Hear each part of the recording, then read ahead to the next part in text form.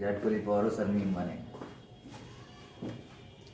Dear student, Champaran polytechnic classes के YouTube channel में आपका स्वागत है। आज हम लोग सरफेस टेंशन टॉपिक का स्टार्टिंग करने जा रहे हैं और जानते हैं कि सरफेस टेंशन होता क्या है। इसका शुद्ध हिंदी होता है पृष्ठ तनाव। आप सुने होइएगा, वर्षा की बूंदे गोलाकार होते हैं, कारण क्या है? पृष्ठ तनाव पर क्या है, यानी वही होता है सरफेस टेंशन। यानी यह एक लिक्विड का गुण होता है। सरफेस टेंशन क्या है? एक लिक्विड का गुण है जिसके कारण कोई भी लिक्विड का जो फ्री सरफेस होते हैं, ऊपर वाला सरफेस होते हैं, वह चाहता है कि हम सबसे कम एरिया को एक्वायर करें, अपने फ्री सरफेस एरिया को क्या करें? मिनिमाइज करें। उस गुण को ही क्या बोलते हैं? Surface tension. हम लोग ह्यूमन बॉडी का एबिलिटी क्या होता है? ज़्यादा से ज़्यादा पैसा को हम क्या करें? कलेक्ट करें, कमाएं, धन कमाएं, ऐश कमाएं, यही चीज़ होता है। स्टूडेंट का सबसे बड़ा गुण क्या होता है? हम अधिक से अधिक विद्या को गेन करें। उसी प्रकार कोई भी लिक्विड चाहता है कि हम अपने जो फ्री सरफेस एरिया है उसको कम करना, और उस गुण को, उस एबिलिटी को हम लोग बोलते हैं सरफेस टेंशन। यानी सिंपल सा डिफिनीशन है कि the property of liquid due to which free surface of liquid tends to minimize free area. वो अपने एरिया को क्या करता है? सबसे मिनिमम लाने की कोशिश करता है। इसी को क्या बोलते हैं? Surface tension. तो लिखेंगे सबसे पहले डिफिनीशन सरफेस टेंशन का, लिखेंगे the property of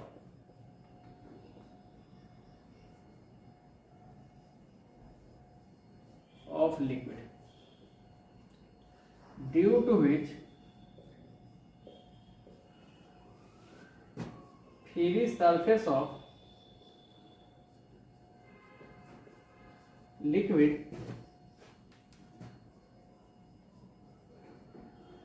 tends to minimize area is called surface tension। यानी किसी भी लिक्विड का ऐसा गुण जिसके कारण वो अपने फ्री सरफेस एरिया को मिनिमाइज करने की कोशिश करता है, मिनिमम लाने की कोशिश करता है, उसको क्या बोलते हैं? Surface tension. फिर एक अलग डिफिनेशन होता है कि किसी भी लिक्विड के सरफेस के ऊपर पर यूनिट लगने वाले फोर्स को, पर यूनिट लेंथ के ऊपर लगने वाले फोर्स को भी क्या बोलते हैं? Surface tension. फिर अलग डिफिनेशन है, it also defined as force acting per unit length of free surface of liquid, free surface of liquid। यानी हम बोल सकते हैं मैथमेटिकली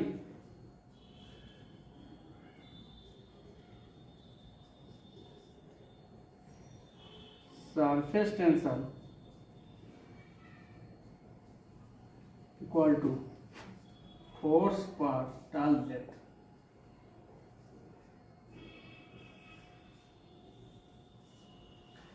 एक बात हमको समझना है कि सरफेस टेंशन का यूनिट क्या होगा। ये तो डिपेंड करेगा यूनिट ऑफ फोर्स पर और यूनिट ऑफ लेंथ पर। तब फोर्स का ऐसा यूनिट क्या होता है? न्यूटन। और लेंथ का क्या होता है? मीटर। तो इसका ऐसा यूनिट होता है न्यूटन पर मीटर। फिर दूसरे का यूनिट, फोर्स का यूनिट न्यूटन, यानी उसका यूनिट केजी मीटर पर सेकेंड स्क्वायर। लेंथ का क्या? मीटर। मीटर से मीटर कैंसिल होते हैं तो केजी पर सेकेंड स्क्वायर। यानी न्यूटन पर मीटर बोल लो या केजी मीटर पर सेकेंड स्क्वायर बोल लो, ये दोनों क्या होते हैं? सरफेस टेंशन के इससे यूनिट होते हैं। लिखेंगे the SI unit of surface tension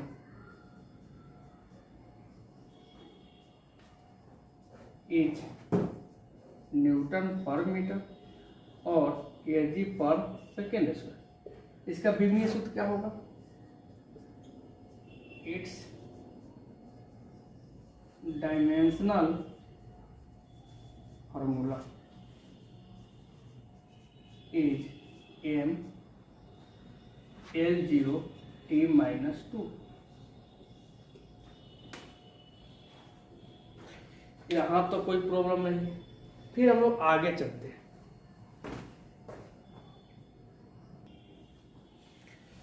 ये तो मेरे सरफेस टेंशन के डिफिनीशन थे। एक नोट करके लिखना है।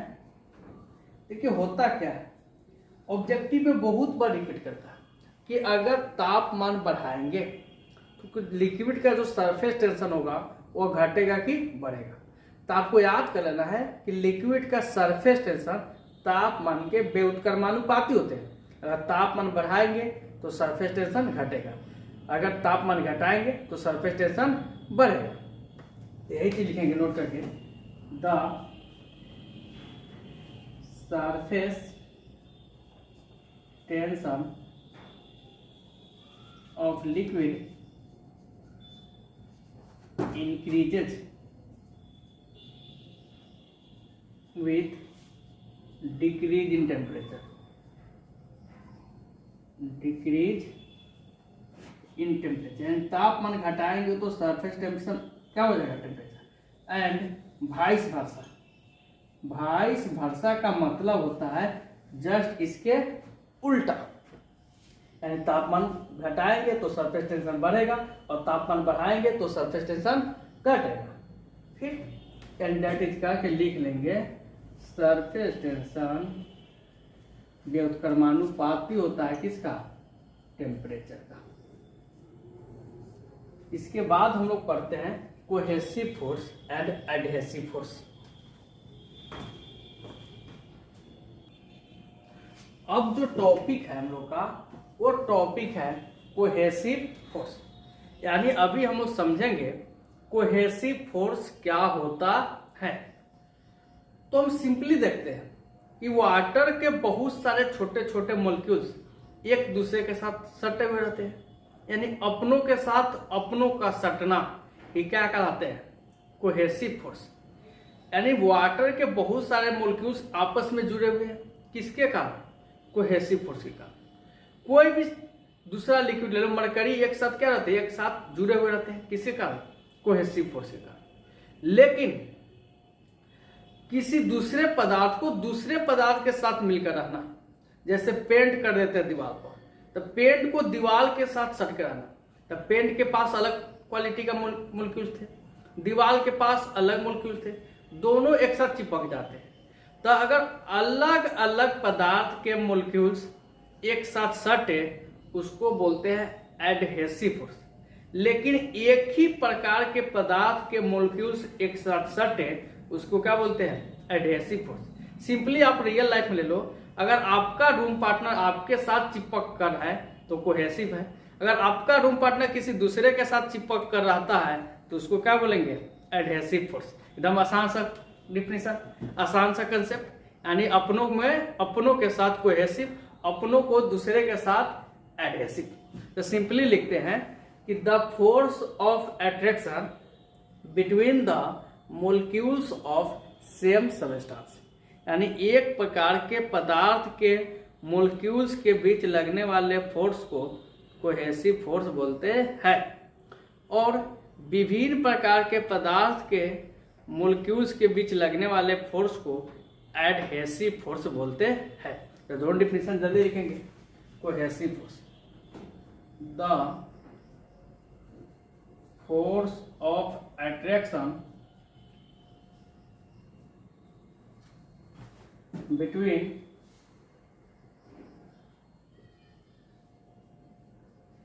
molecules of same substance is called cohesive force।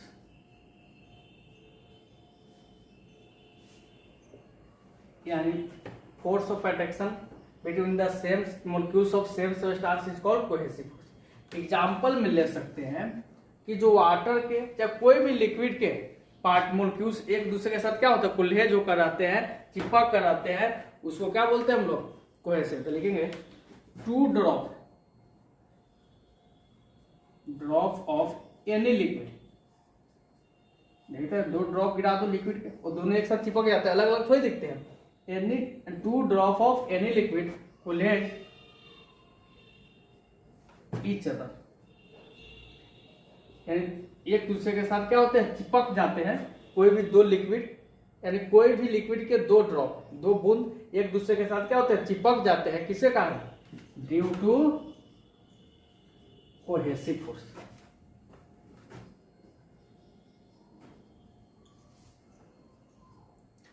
अब लिखेंगे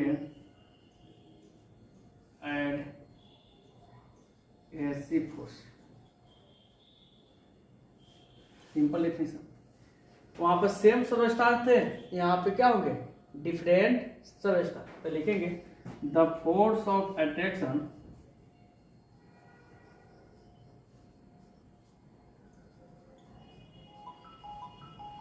बिटवीन molecules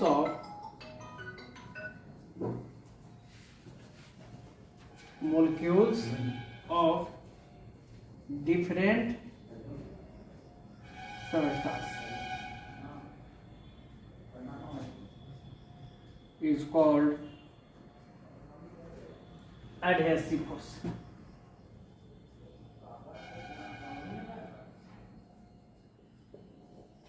यानी 2 अलग अलग पदार्थ के मोलिक्यूल्स के बीच लगने वाले फोर्स को एडहेसिव फोर्स होता है। जैसे हम मार्कर से बोर्ड पर लिख रहे हैं, तो मार्कर का एक अलग मोलिक्यूल्स है, बोर्ड का अलग मोलिक्यूल्स है, दोनों एक साथ चिपक जा रहे हैं, तो इसके बीच कौन सा होगा, adhesive force.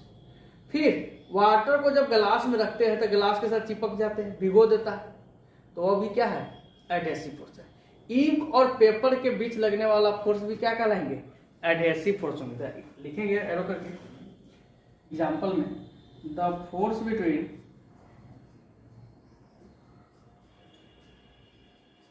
Ink and paper, water and glass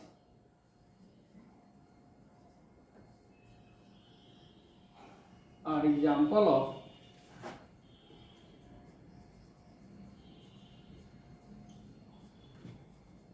adhesive force. यहां तो कोई प्रॉब्लम नहीं है। फिर हम लोग आगे चलते हैं।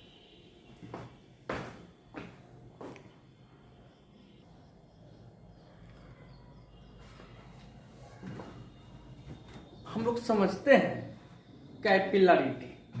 कैपिलरिटी क्या होता है, सिंपली जब हम किसी कंटेनर के अंदर लिक्विड डालकर उसमें एक पतला ट्यूब डालते हैं, केस के आकार की पतली नली डालते हैं, तो उसमें लिक्विड का लेयर क्या होता है, ऊपर चढ़ जाता है, कभी लिक्विड का लेयर नीचे गिर जाता है। ये जो घटना है ना, इसी को बोला जाता है कैपिलरिटी, यानी द फेनोमेना, यानी ऐसी घटना जिसमें लिक्विड के लेयर किसी भी पतली नली में क्या होते हैं, ऊपर चढ़ते हैं या नीचे उतरते हैं। इस घटना को, इस फेनोमेना को क्या बोलते हैं, केशुकत्व यानी कैपिलरिटी। सिंपल डायग्राम बना के देखिए कि मान लेते हैं ये मेरे पास एक कंटेनर है, इसमें एक पतला नली डाल दिया, कोई भी पतला ट्यूब, और इसमें लिक्विड भरा पड़ा है, कोई भी लिक्विड हो सकते हैं, मरकरी, वाटर, लेकिन यही होगा कि मरकरी होगा इसमें नीचे आएगा, वाटर होगा तो ऊपर चढ़ेगा। इसका कारण हमको अगले वीडियो में मालूम चलेगा। मान लेते हैं कि लिक्विड का लेयर इसमें थोड़ा सा क्या होता है, ऊपर चढ़ जाता है, इतना नहीं है कि बहुत ज़्यादा चढ़ जाता है, थोड़ा सा। बरसात के दिन में देखते हैं दीवार भीगने लगता है, पानी नीचे रहता है लेकिन दीवार का लेवल भीग जाता है, यानी लिक्विड का लेवल क्या होता है, धीरे धीरे ऊपर चढ़ जाता है। जो मेरा यहाँ पे इंक डालते हैं ये नीचे लिख पाते हैं, यह भी क्या है, कैपिलरिटी है।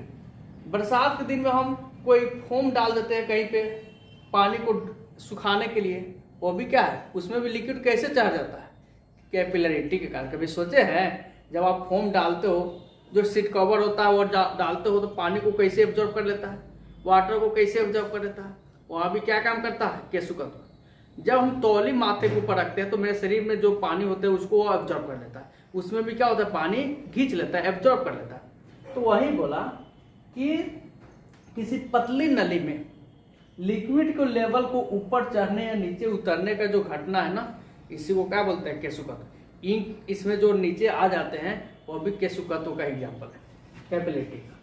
सिंपल। मान लेते हैं कि हाइट इसमें कितना चढ़ गया, h, इसका डायमीटर कितना था, स्मॉल d। मान लेते हैं ये जो लिक्विड होगा इसका सरफेस टेंशन तो होगा, मान लेते हैं t। जो लिक्विड होगा इसका डेंसिटी भी होगा रो, क्या होगा, डेंसिटी होगा। तो ये सारे चीज पे ये जो हाइट होंगे ना वो निर्भर करते हैं। तो पहले तो लिखते हैं डिफिनीशन क्या होगा, द फेनोमेना, फेनोमेना का मतलब होता है घटना, phenomena of rise and fall the liquid surface, the phenomena of rise and fall the liquid surface in a narrow tube is called capillarity।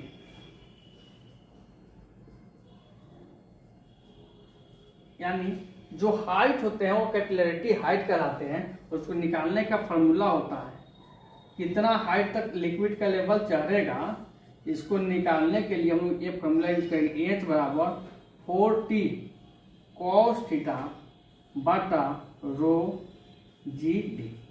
अब हम जानते हैं H को क्या है, हाइट है, रो का मतलब जान गए डेंसिटी है, G का मतलब जान गए 9.81 है, D का मतलब डायमीटर है, T का मतलब सरफेस टेंशन। T क्या है, सरफेस टेंशन। लेकिन ये cos थीटा क्या होते हैं, cos थीटा को हम लोग ये जो एंगल बनाता है ना, एंगल ऑफ कांटेक्ट बोलते हैं।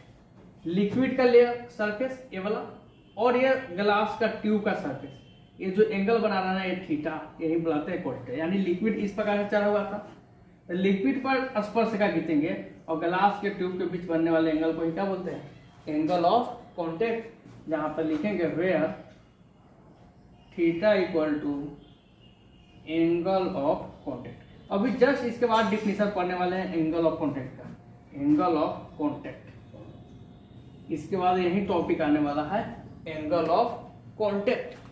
चलिए यहां तक नोट करते हैं, फिर आगे चलते हैं।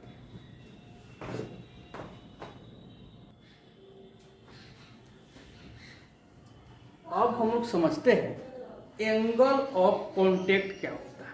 देखिए जब हम किसी लिक्विड के अंदर किसी पतले ट्यूब को इमर्ज करते हैं, डुबाते हैं, तो लिक्विड का लेवल कभी देखते होइएगा कि लिक्विड का लेवल इस ट्यूब में ऊपर चढ़ जाता है, कभी लिक्विड का लेवल नीचे आ जाता है।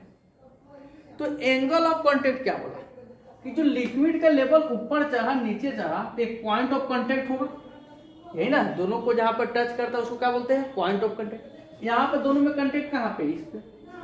तो पॉइंट ऑफ कांटेक्ट पर इसमें लेयर इस प्रकार बना है, तो यहाँ पे पॉइंट ऑफ कांटेक्ट है, यहाँ पे है। तो जब इस लिक्विड के सरफेस के ऊपर टेंजेंट यानी स्पर्शरेखा खींचेंगे तो इस प्रकार से खींचेंगे। तो बोला कि एंगल बनेगा किसके किसके बीच, लिक्विड के सरफेस के ऊपर टेंजेंट यानी स्पर्शरेखा और सॉलिड सरफेस के बीच, और किधर, अंदर के तरफ, लिक्विड के अंदर के तरफ जो एंगल बनेगा उसी को क्या बोलेंगे, एंगल ऑफ कांटेक्ट। बोल तो सकते हो कि सर ये तो टेंजेंट हो गया और सॉलिड सरफेस ये भी होगा, ये नहीं ले रहा है, क्या लेना है, लिक्विड के सरफेस के ऊपर और सॉलिड सरफेस के ऊपर, लेकिन कहां पे, लिक्विड के अंदर के तरफ। तो जो एंगल बनेगा उसी को क्या बोलेंगे, एंगल ऑफ कांटेक्ट। तो चलिए डिफिनीशन लिखते हैं। एक बात, इसमें एंगल ऑफ कांटेक्ट बनेगा कैसे, तो टेंजेंट और ये इसके बीच जो एंगल होगा थीटा होगा। इसमें टेंजेंट इस प्रकार खींचेंगे और ये वाला ये जो एंगल होगा क्या होगा, थीटा होगा। अब देखिए इसमें थीटा का वैल्यू 90 से ज्यादा दिख रहा है भाई, 90 से इस प्रकार से अगर कोई डायग्राम है तो ये 90 से बड़ा होगा ना। इसमें थीटा का वैल्यू क्या है, इस प्रकार से 90 से छोटा। तो आपको याद कर लेना है कि जिस लिक्विड में एंगल ऑफ कॉन्टैक्ट वैल्यू 90 से कम होता है ना, वह इसमें ऊपर की तरफ जाता है। जिसमें एंगल ऑफ कॉन्टैक्ट 90 से ज्यादा होता है यानी तो उसमें लिक्विड क्या होते हैं, नीचे की तरफ। और जिसमें एंगल ऑफ कॉन्टैक्ट 90 से कम होता है वो क्या होता है, ऊपर की तरफ चढ़ता है। माइनस करके रखना है। और मोस्टली केस में वाटर और ग्लास जब यूज करते हैं ना तो एंगल ऑफ कॉन्टैक्ट लगभग 0 डिग्री होता है।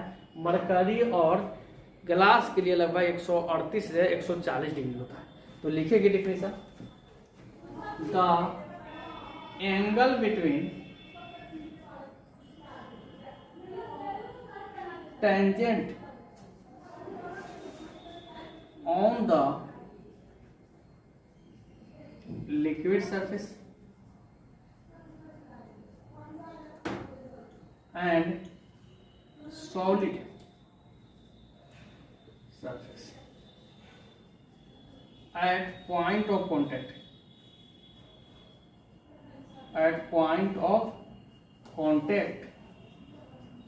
inside the liquid.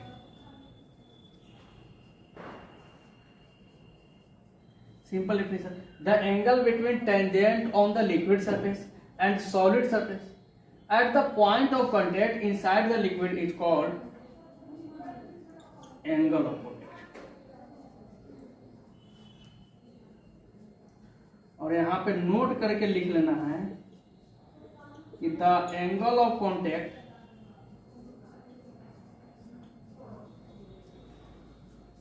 for water and glass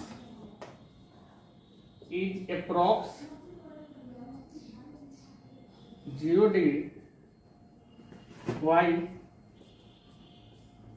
for mercury and glass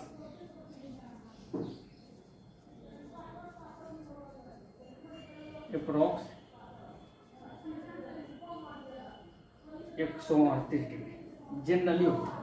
आपको याद करके रखना है। और याद करके यह भी रखना है जिसका एंगल ऑफ कॉन्टैक्ट 90 से छोटा होता है वह किसी ग्लास कंटेनर के दीवार को वेट करता है यानी भिगोता है। जिसका एंगल ऑफ कॉन्टैक्ट 90 डिग्री से ज्यादा होता है वह उसके कंटेनर को नहीं भिगोता है। यही कारण है कि मरकरी से किसी कंटेनर को आप थाली को नहीं साफ कर सकते हो क्योंकि चिपकेगा नहीं तो साफ क्या करेगा। एक नोट करके और लिखना है, if angle of contact less than 90 degree then it wet the glass, wet the container लिख लेंगे जिसके अंदर उसको हम रखेंगे। while if angle of contact more than 90 degree then it does not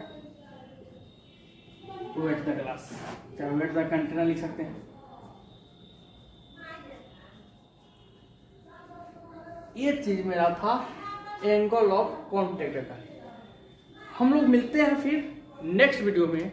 अगर आपको ये वीडियो अच्छा लगा होगा तो आप इस चैनल को सब्सक्राइब कर लीजिए, लाइक कर लीजिए और अपने फ्रेंड्स के पास शेयर भी करते रहिए।